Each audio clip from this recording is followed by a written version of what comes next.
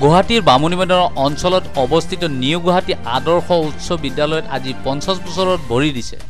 1975 চনৰ 1 এপ্ৰিলত স্থাপিত হোৱা বিদ্যালয়খনে এইবেলি 2025 চনত 50 বছৰ পূৰ্ণ কৰা উপলক্ষে সোণালী জয়ন্তী উৎসৱটি তিনিদিনীয়াকৈ উলহ-মালহেৰে উদযাপন কৰা হৈছে। বিদ্যালয়খনৰ সোণালী জয়ন্তী উৎসৱটি 21 মাৰ্চ, 22 মাৰ্চ আৰু 23 মাৰ্চ তাৰিখে তিনিদিনীয়া কাৰ্যসূচীৰে অনুষ্ঠিত কৰিছে। বিদ্যালয়খনৰ সোণালী জয়ন্তী উৎসৱৰ আজি দ্বিতীয় দিন। দ্বিতীয় দিনৰ কাৰ্যসূচী অনুসৰি আজি বিদ্যালয়ৰ প্ৰাংগণত ভাৰতৰ গৌৰৱ উজ্জ্বল সভ্যতা, সাংস্কৃতিক আৰু নৱপ্ৰজন্মৰ মাজত নৈতিক মূল্যবোধ গঢ়ি তোলাত ইয়াৰ গুৰুত্ব শীৰ্ষক এক আলোচনা চক্ৰ অনুষ্ঠিত হয়। গতিকে হ'ল এইটো দুখন ঘৰৰ পৰিচয় নহয়।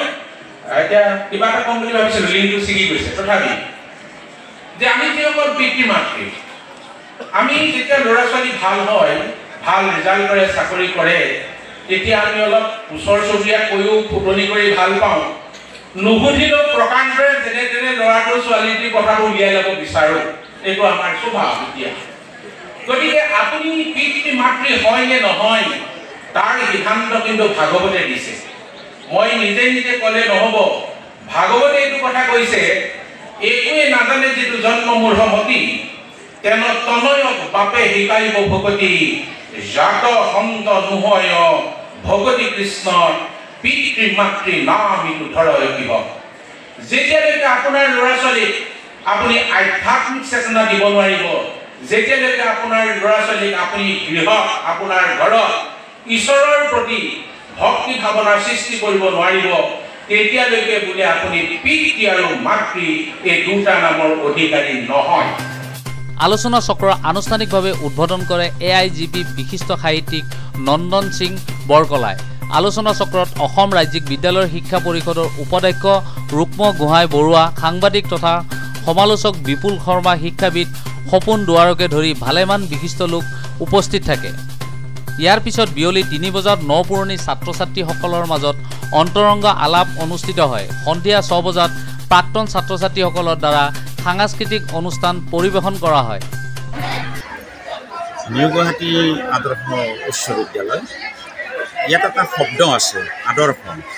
সঁচাকৈ আমাৰ বিদ্যালয়ৰ শিক্ষক শিক্ষয়িত্ৰী, ছাত্ৰ ছাত্ৰী, শুভাকাংক্ষী সকলোৱে তাৰমানে আদৰ্শ বুলি মই ভাবোঁ। আমি ইতিমধ্যে 2001 চনত ৰূপালী জয়ন্তী বৰ্ষ শেষ কৰিছোঁ আৰু এইবেলি আমাৰ সোণালী জয়ন্তী বৰ্ষ চলি আছিল 2024 চনৰ 1 এপ্ৰিলৰ পৰা 2025 ঠিক মানে 1 এপ্ৰিললৈকে।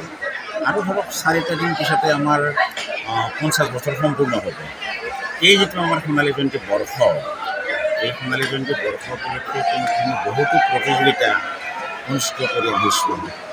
ছাত্ৰীসকল আমি সকলোৱে মিলি আমি গোটেই বছৰজোৰা কাৰ্যসূচীৰে আমি বিভিন্ন ধৰণৰ প্ৰতিযোগিতা, বিভিন্ন ধৰণৰ অনুষ্ঠান আমি আয়োজন কৰিছোঁ। আৰু তাৰে ভিতৰত যিবিলাক অনুষ্ঠান আমাৰ অলৰেডি হৈ গৈছে, সেই অনুষ্ঠানবিলাকৰ বঁটা বিতৰণিটো আমাৰ অহাকালিলৈ হ'ব। আৰু আমি 3 দিন ধৰি আমি যি অনুষ্ঠান আমি আৰম্ভ কৰিলোঁ, ইয়াৰে প্ৰথম দিনৰ কাৰ্যসূচী যোৱাকালি হৈ গ'ল। যোৱাকালি আৰম্ভণি অনুষ্ঠান হৈ গৈছে আৰু আজি আমাৰ এতিয়া প্ৰথম অনুষ্ঠানটো আমাৰ হৈ গ'ল। মুকলি সভা আলোচনা চক্ৰ আছিলে। আলোচনা চক্ৰখন খুব সুন্দৰভাৱে হৈ গৈছে। আমাৰ বিশিষ্ট সাহিত্যিক লেখকসকল আহিছিলে, জাৰ্নেলিষ্ট আহিছিলে, তেখেতসকলে খুব সুন্দৰভাৱে আমাৰ ছাত্ৰ ছাত্ৰীসকলক উপকৃত হ'ব পৰাকৈ তেখেতসকলে ভাষণ ৰাখিলে।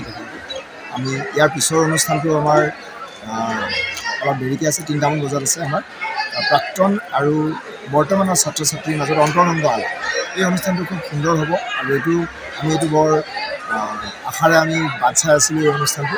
কাৰণ আমি প্ৰাক্তন ছাত্ৰ ছাত্ৰী, আমি আজিৰ পৰা বহু বছৰ আগতে বিদ্যালয় এৰি দিছোঁ। 82 চনত আমাৰ প্ৰথম মেট্ৰিক দিছিলে এইখন স্কুলৰ পৰা। সেই দিন ধৰি পেলাই যিসকল বিদ্যাৰ্থী ইয়াৰ পৰা ওলাই গৈছে, আজিলৈকে যিখিনি আছে, এই 50 বছৰত যিখিনি ওলাই গ'ল, সেই গোটেইখিনিৰ মাজত এটা বান্ধোনত হ'বনে। কিছুমানৰ মাক বাপেক ইয়াত পঢ়িছিলে আৰু আজি সিহঁতৰ ল'ৰা ছোৱালী ইয়াত তাৰমানে ছাত্ৰ ছাত্ৰী। তো সেই বস্তুটোৰ কাৰণে আমাৰ মানে বিৰাট এটা আমি আমাৰ মনৰ ভিতৰত এটা বেলেগ খুদনি এটা আছে চবৰে। আমি সেই অনুষ্ঠানটোৰ যোগেদি আমি সেই বস্তুটো আমি উপভোগ কৰিব পাৰিম বুলি আশা ৰাখিছোঁ। আৰু আমি সকলোকে আমি নিমন্ত্ৰণ জনাইছোঁ, সকলো প্ৰাক্তন ছাত্ৰ ছাত্ৰী আহক, সকলোৱে আহক আমাৰ ইয়াতে। আজি আয়োজনটো আমাৰ সফল কৰাৰ কাৰণে তেওঁলোকে সহায় কৰক। আৰু অহাকালিলৈ আমাৰ সামৰণি অনুষ্ঠানতো আমাৰ দিনজোৰা কাৰ্যসূচী আছে। আবেলি ফালে আমাৰ স্মৃতি গ্ৰন্থখন উন্মোচন কৰা হ'ব আৰু সন্ধিয়ালৈ আমাৰ সাংস্কৃতিক অনুষ্ঠান আছে কাইলৈ সামৰণি অনুষ্ঠানত। আমি আশা কৰিম আমাৰ এই অনুষ্ঠানখিনি যেনেধৰণে যোৱাকালি আৰু আজি ৰাতিপুৱাৰ ভাগটো আমাৰ গ'ল ভালে ভালে, আমি অহাকালিলৈও আমাৰ অনুষ্ঠানখিনি ভালে ভালে যাওক, সুকলমে পাৰ হওক, সেইখিনি আমি আশা কৰিছোঁ। আৰু আমি ভগৱানৰ ওচৰত প্ৰাৰ্থনা কৰিছোঁ যাতে অনুষ্ঠানটো ভালকৈ পাৰ হয়। এই 50 বছৰীয়া আমাৰ যিটো পৰিক্ৰমা, বিদ্যালয়খনৰ পৰিক্ৰমাটো আমি ভালকৈ যাতে উদযাপন কৰিব পাৰোঁ, সেইটো আমাৰ মানে আশা।